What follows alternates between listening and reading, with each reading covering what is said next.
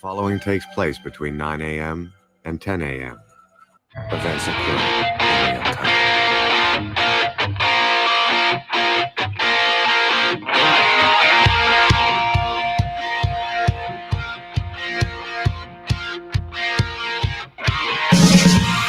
Hey, good morning, everyone. That's right. We are live here on Thursday, December the 2nd. We almost missed our showtime because John and I like to talk prior to being on the air, so we were kind of going on, and then we realized, oh crap, we only have about a half hour to do this, and of course John has to leave a little bit early, so we're gonna have a nice, quick, easy Thursday preview. We're gonna talk Thursday night football, and for the sake of my co-host, I'm gonna ask him, how do you feel about this Major League Baseball lockout? Because that's first time since 1990. Yeah, we've got that, so the 2022 season could be in peril, although I think they'll come to their senses and work something out.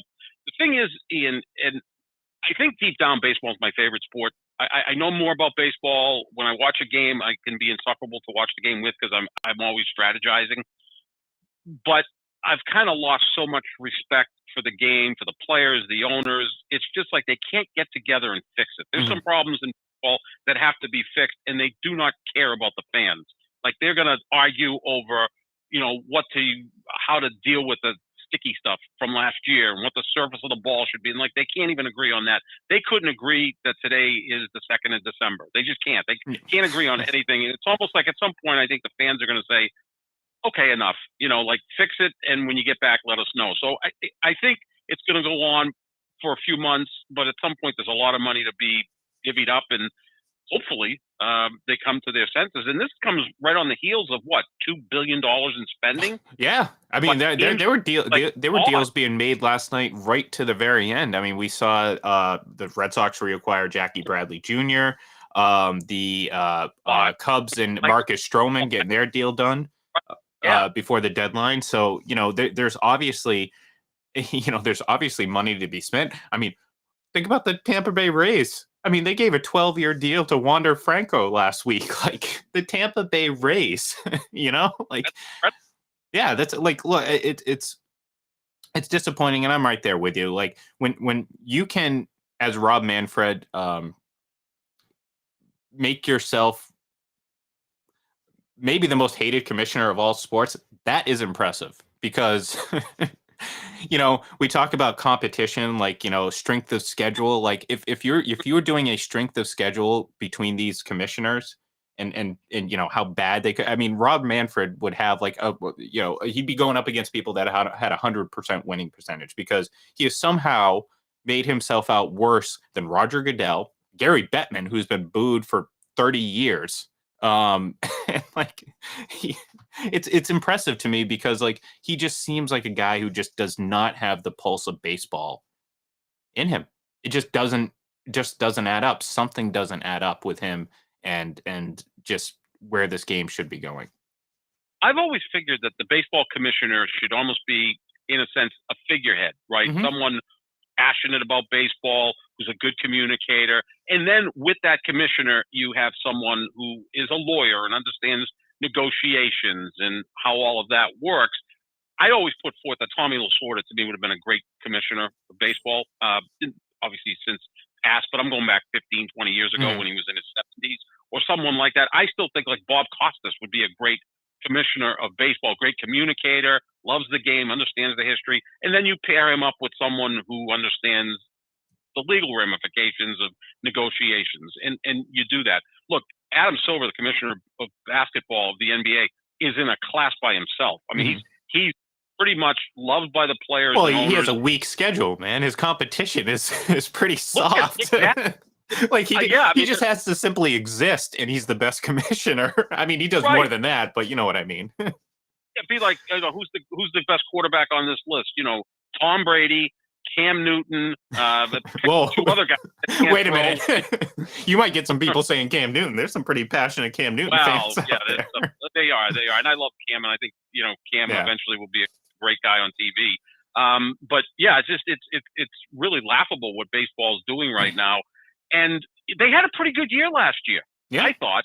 I mean, you had the Dodgers Giants pennant race, and then you had the Braves come out of nowhere to win it. And you had Houston, which is a villainous team. The Red Sox and Yankees both made the postseason, so it was kind of a fun year. And there were, Shohei Ohtani did things that we've never seen or haven't seen since Babe Ruth. So it was a really kind of captivating season. A lot of great young stars in the sport, like more than ever, like and pretty, captivating guys. The Vlad Guerrero Jr. is phenomenal.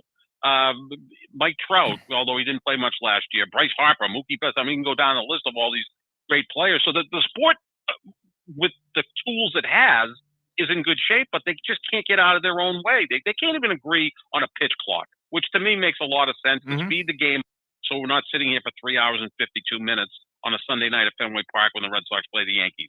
I don't know. I think that would be a good thing to put into play, and they can't even agree on that. Yeah, and that's that kind of speaks a lot towards leadership, and it gets back to Manfred and just how they in a place of you should be able to bring the two sides together. You should be able to come to some sort of, and like you said, I mean, even the simplest, what seems like should be a simple solution is just failing to be made. So obviously this is going to be a story that's going to continue. Whether or not this ends up losing games, I don't know, but very much like the baseball media, they're very much out of touch, because I believe Buster Olney tweeted that this was like the first major lockout since like the real heaviness of social media. And I'm like, come on, 2011, the NFL, Twitter was around then. I know it wasn't what it was today. The lockout in the NHL, like that's kind of the problem with baseball. Like baseball people only think baseball exists. And that is part of why they get in the way, because they think, oh, just the tradition of baseball is going to be enough. No, because there are better options out there. You have to figure out how to work that transition, that tradition of baseball into the modern day. It doesn't mean changing a bunch of rules. It just means, okay, well, how do you endear yourself to fans? How do you create a product that is appealing to fans when it's like, you just listed off a bunch of great, entertaining guys. I mean, Mookie Betts, Mike Trout, Ohtani, you have Vlad Guerrero Jr., you have a bunch of other guys that are coming up, that are exciting and should be, top billing. But, how can you not market Mike Trout, who is a perennial AL MVP candidate? Some people consider, analytics people think he's the greatest baseball player of all time, and he plays in Los Angeles. Like, how? That to me is like, oh my God, that's the easiest person to market, but yet they can't do it. They can't figure out how to grow their own brand. And part of it is too, like I said, kind of going back to that Buster Olney tweet, they have this delusion about this game of baseball that like it rules the world. It doesn't. Like, to sit there and say, oh, this is the first major sport with a major lockout during social media. No, that's delusionally wrong. You know what I mean? But it kind of puts into perspective the mindset of not only people who cover the game, but people who run this game. They're kind of just out of touch, it feels like.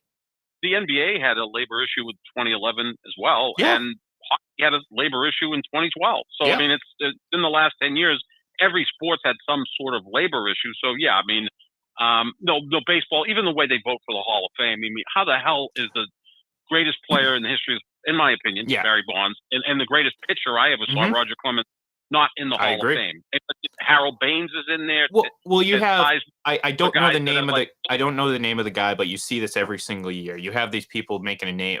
I didn't submit a single vote. Then give up your damn vote. Give up your vote. Bobby, someone voted the first ballot that we saw this year, because get the name of the Twitter handle that will put forth people's ballots if they become public. He voted for Bobby Abreu. Yeah, like it's they're making a mockery of it. You know what I mean? Yeah. For all the slack that the Pro Football Hall of Fame gets, at least there's discussion. This seems like, again, baseball people are, I think, to be honest, have the biggest egos among not only media, but just, talking heads and everything like that. I think, they're traditionalists. It's the history. It's the pageantry. How can you not cry at baseball? Because it's baseball. I don't cry at baseball. You know what I mean? Like, everyone thinks it's so much better. And the 2002 World Series when my Giants lost it, and I had a lot of money. That was pretty tough. I did cry. That was a tough one. Yeah, that was pretty good. But you know what I mean? Like Exactly. the idea of baseball is inflated, very much like Dan Marino. The idea of Dan Marino is just far more inflated than what it actually was. But that's not this. Drafted the Kansas City Royals, very good baseball player. Yeah, it was. But you know, that's the thing though. It doesn't take away, like to your point, I love baseball, but it's like at a certain point they just get too much in their own way. And now you have again a lockout, and you know, just the reaction to it, how they again pretending like they're the only league that's had a lockout. It just kind of speaks to their delusions when it comes to how and where baseball is as a sport among the hierarchy here in North America. So there's still a lot of money to split up. I mean, this is an industry that creates 10, 11, 12 billion dollars a year. Football's surpassed $15 billion a year, but you know, 10, 11, 12 billion dollars is a lot of money to split among 30 teams. But that's the issue, is that they don't split it, right? So the biggest moneymaker for baseball is local cable TV deals, right? So like the Red Sox have NESN. The Fenway Sports Group owns 80% of NESN. The other 20% is owned by Bruins. Red Sox from NESN alone make $150 million a year before advertising. So they don't even sell many ads to make even more money. That's a cash cow. We know that the Dodgers cable deal, although it's been a little complicated because they've kind of gone back and forth with the cable companies in Southern California. But in the end, it's about a $200 million a year package. Then you've got the national media contracts, which bring in 50 to 70 million. And then you've got these enormous ballparks like Dodger Stadium, which they sell 3.5 million tickets a year. Just do the math. So the Dodgers and the Yankees and the Red Sox bring in $500 million, $600 million, $700 million. And then you've got the have-nots, which, you know, Tampa brings in, say, $150 million. So they can't possibly compete in terms of payrolls. Now, Tampa competes because they do it a different way. That's the issue. Whereas, look, the Green Bay Packers play in the smallest market in all of professional sports. They get the same money from the national TV contracts the New York Giants get. Every year before the season, every NFL team is going to be getting $300 million just from TV rights, national TV rights, let alone how many tickets they sell, local radio, merchandising, yada, yada, yada. So the NFL has always been, you know, 32 capitalists who turn into socialists, you know, when it comes time to split the money. But that's why it works. In baseball, it doesn't work that way because, as George Steinbrenner said, I bought the New York Yankees. I didn't buy, you know, all these other teams. And he wants his money. Well, obviously, he's passed on, but you get the point. The Yankees get their money from their own cable TV deal, which is humongous. And look, I mean, at the end of the day, George Steinbrenner kind of has a point. So that's why there's such this difficulty in coming together, because the structure of baseball and how it's been for years is why they're in this position. Had they done something to stem this type of uneven growth, like the NFL, like other sports, I mean, they're the only team that doesn't have any sort of financial guidelines when it comes to, they have luxury tax, but again, it's like, how many years did the Yankees pay? Like, they're like, oh, we're not going to go over the luxury tax threshold. And then they realized like 6 past their prime all-stars were available at the trade deadline. So, well, screw it. We're going to go 30, 40 million over, because they didn't care. They had the money. And like, look, in the NFL, like you said, I mean, all these teams come together, some bigger markets, some others, some more successful than others. But guess what? They all have to play by the same rules. They have the same guidelines. They have the same cap. They have the same floor. So naturally, competitiveness is far better. And at least, again, there's not this, a disparity between, like I said, when you see the graphic of, Yankees or Red Sox, Dodgers payroll versus, or the contract of one of those individual players versus the entire payroll of, say, the Kansas City Royals or the Tampa Bay Rays. And it's like, okay, like that's a bit ridiculous when, one player matches the entirety of one team's salary. It's like, okay, how? Yeah, Max Scherzer is going to make $43.3 million for each of the next 3 years with the New York Mets. You're right. Like Kansas City's payroll is maybe just around that. Yeah. So yeah, exactly. How do you possibly compete? You build your farm system, but then at some point those players have to. Yeah, because it's like it's the Tampa Bay thing. It's like, well, they can't afford to pay him because there's going to be another team that's going to swoop in and be like, hey, we can give you 10 times as much. And Right. And yeah, I think it was a smart move signing Juan DeFranco, 12 years, $180 million. yeah, That he's going to be a superstar. So you've got him tied up for $15 million a year, which even by today's standards is not a lot of money in baseball. And in 5 years, it's going to look like even less. But again, I give him credit saying, I like playing in Tampa Bay, and what's wrong with $180 million over the next yeah, 12 years? I can still live pretty comfortably at that point. But then you see Corey Seager goes out and gets 10 years, $325 million. He might be the fifth best shortstop in baseball, yeah. and he's making It's $55 million over 10 years. I mean, Xander Bogaerts, who I think is a better player than Corey Seager, is probably getting ready to opt out of the Red Sox contract after next year, and he'll get a contract equal or more than that. So that's where we're at in baseball. I mean, they're throwing around a lot of money, but they don't have a salary cap, and they'll never have a salary cap because the Players Association is so strong. They'll just push back on that, and this is something that's going to just continue on for as long as we can see it, because there's that incredible imbalance among the different franchises. Yeah, and again, it's not going to change. So it'll be interesting to see if it actually gets resolved. But all right, so real quick though, I do want to bring up Thursday Night Football tonight before we have to get off the air in just a couple minutes. So yeah, we got the Saints. They're kind of turning into the Aints again, and the Dallas Cowboys. No, when it comes to the Saints, they haven't won since they beat Tampa Bay.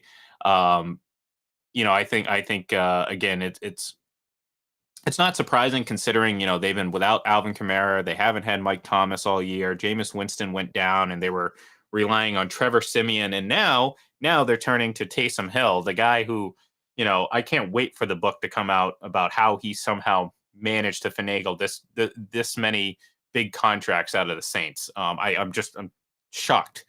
He recently signed another 4-year, $40+ million deal. And I'm just like, wait a minute. Which could escalate up to $95 million. And I'm like, how? Wow.